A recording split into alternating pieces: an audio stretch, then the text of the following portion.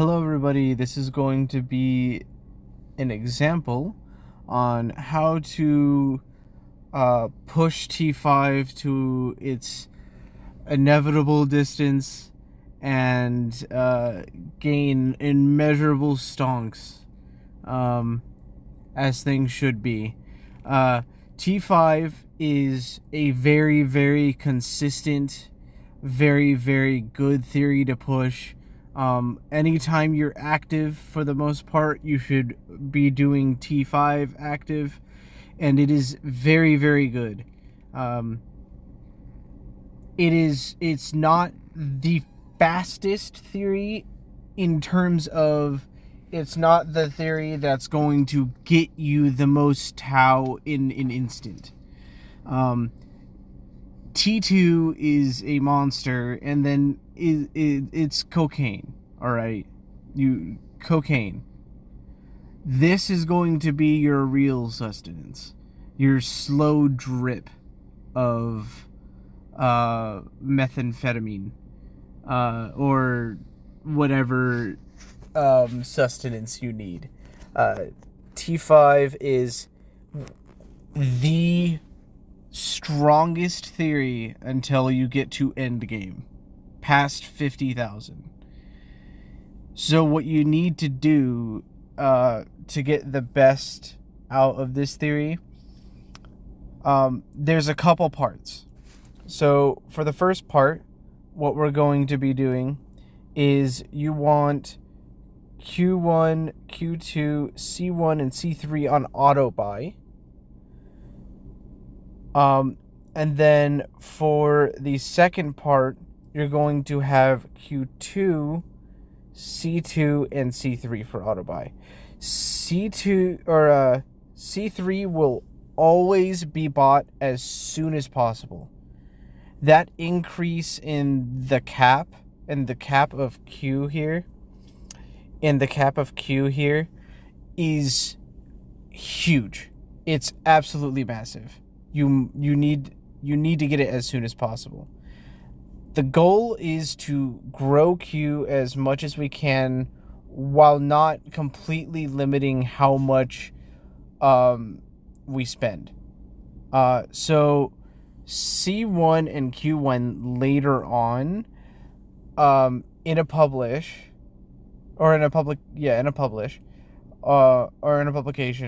are very bad to auto buy, specifically because the amount of money you have to spend versus the amount of power you get from them is not great. You get a very small amount of power in comparison to how much you need to spend. Well, if you were to buy Q2 or C2 or C3, you would gain a lot more power. So essentially what we do is, I'm just going to turn on auto buy. You have C2 off for the beginning. Make sure that throughout the entire thing, unless you're past E200, is on X1 cost. If you're past E200, you can do something a little bit faster, and there is an example of that, and I can show you how to do that as well. So essentially what we do is turn on auto buy, and then we're going to spam C2. Just watch the cost of what C2 is in comparison to the cost of your total row. Because if you get too close to your row, you'll cap out. Okay? So what we'll do is we're going to push till about E10 from your last publication. So E10 from your last publication will be, or from this one, is going to be at about 105 row. And there will be a point when you need to slow down, not buy C2 as much. That's okay. Just Be patient. And then as soon as this gets up to 105, when you're about E10, it can be a little bit lower, a little bit closer or farther away. It's not too picky.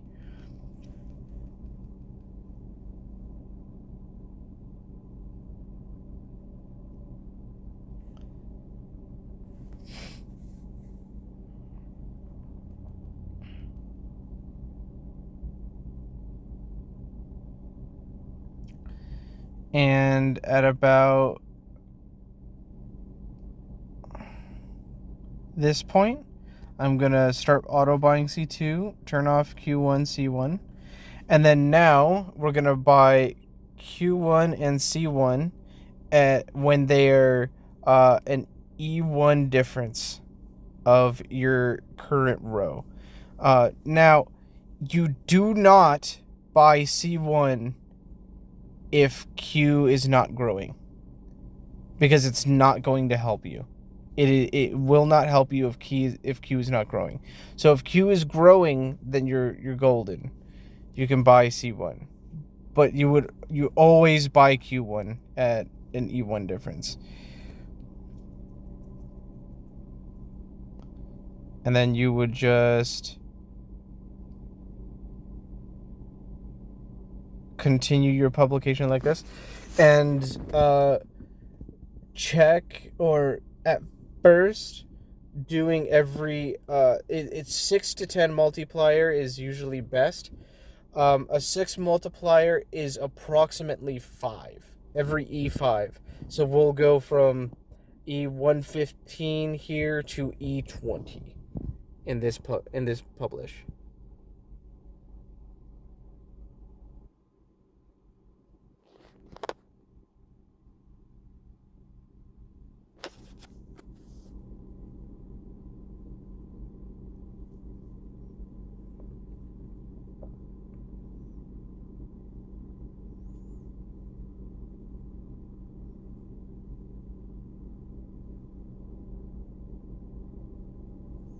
And again, I'm not going to buy Q1 and C1 as fast as I can.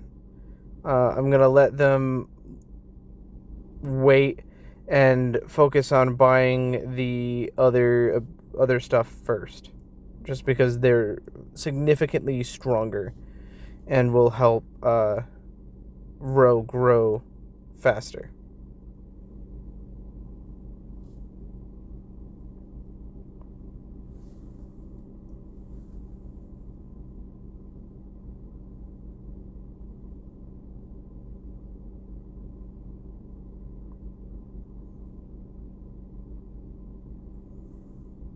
And you can do this exact strategy if you are past E25. At E25, you will put your milestone into the C3 term. Next, you'll put them into the Q1 exponent, then the C3 exponent.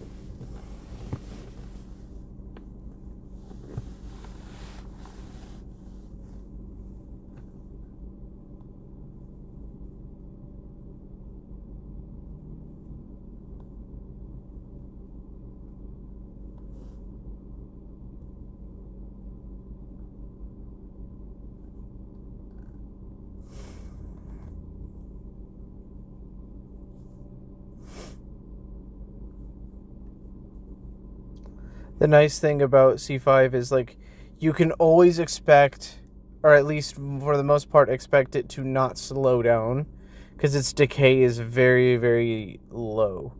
you could expect it to not slow down for very, very long periods of time.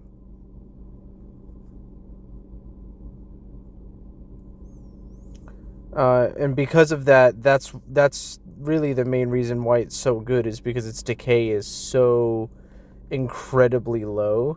You can push it super far and not really have to try. You just essentially do this same strategy.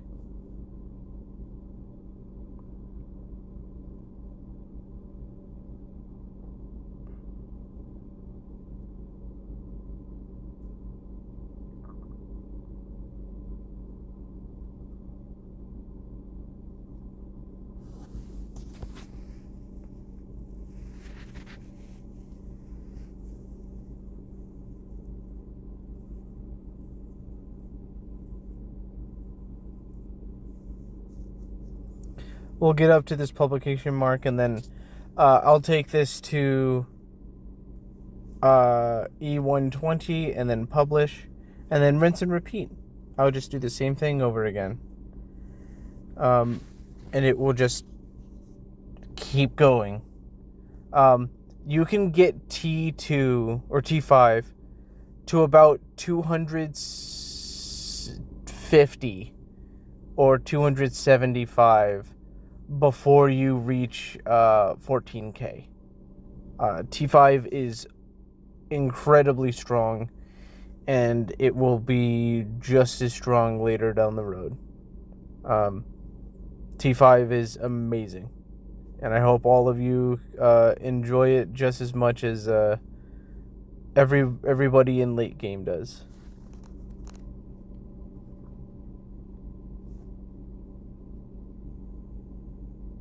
Again, if you have any other questions about any theories or any of the strategies developed by our fantastic community, please just ask them in the Discord or on the Reddit.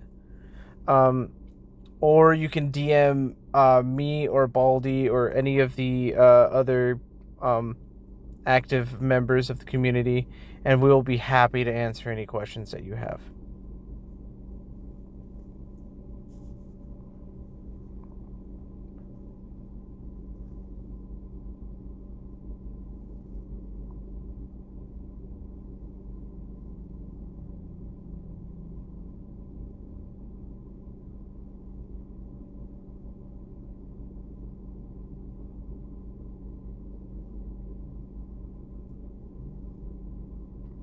And just remember, with milestones comes more speed as well.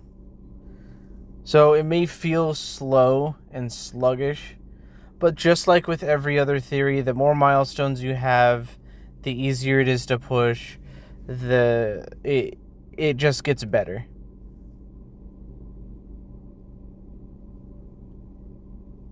So just know, even though it feels slow now, it's just going to be consistent. T5 will just always be consistent.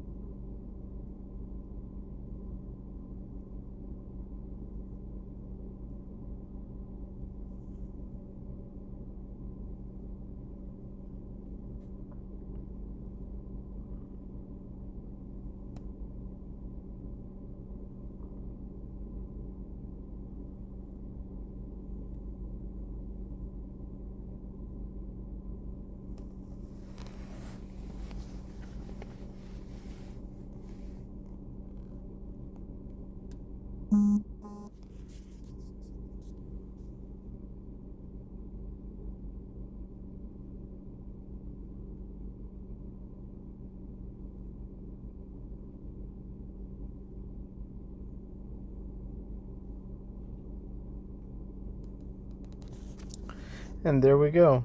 You would just continue this until you would get to your next publication mark, which in this case would be E120.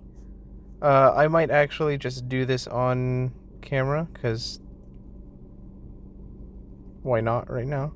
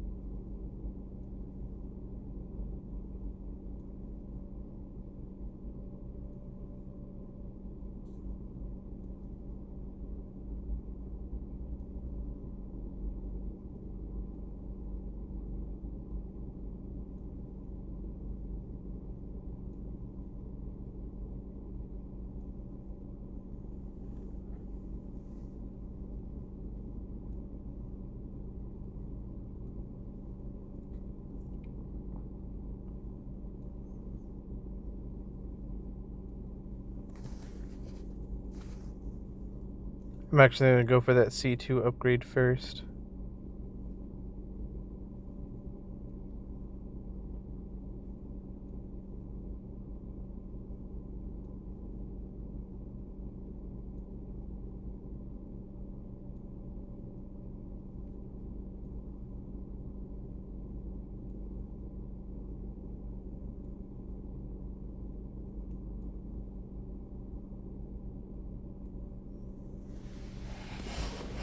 Because C2 increases the cap of this entire part of the function, this whole bottom part.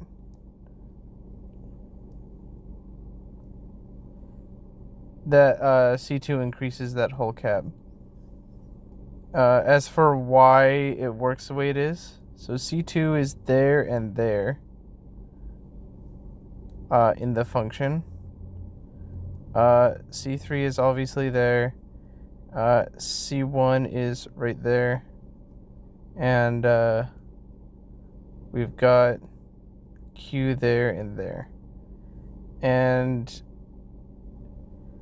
essentially what happens is when C2 goes to 0, the whole thing goes to 0. And when C2 explodes, when C2 explodes and goes to, or the whole, when C2 gets very large, essentially what happens is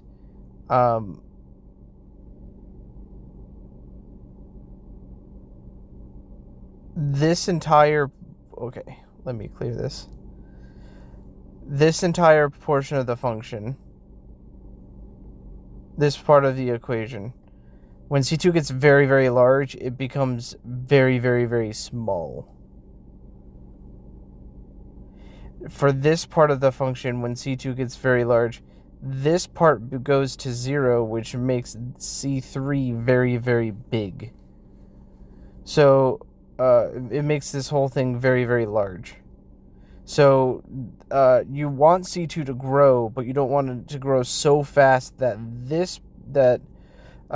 this first part overpowers this second part. Because that's when that's when you cap out. Is when the first part completely overpowers the second part. That's when it slows down significantly. You are forced to get to that point eventually, about E10 from your last publication, but you're not forced to do it immediately, if that makes sense.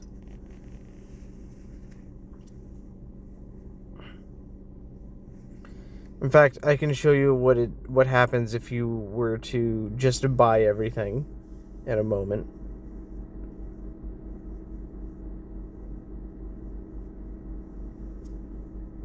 I'll just publish.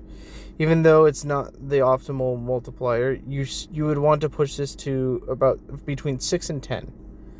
But I'm going to go ahead and publish because I want to show this. If you were to auto buy everything, it grows for a little bit and slows down a lot. Look at this curve. Up, across. Right?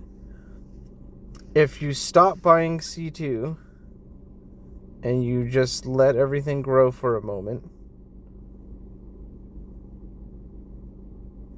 you can always recover if you spam buy. Look, there it goes. And then you just start buying.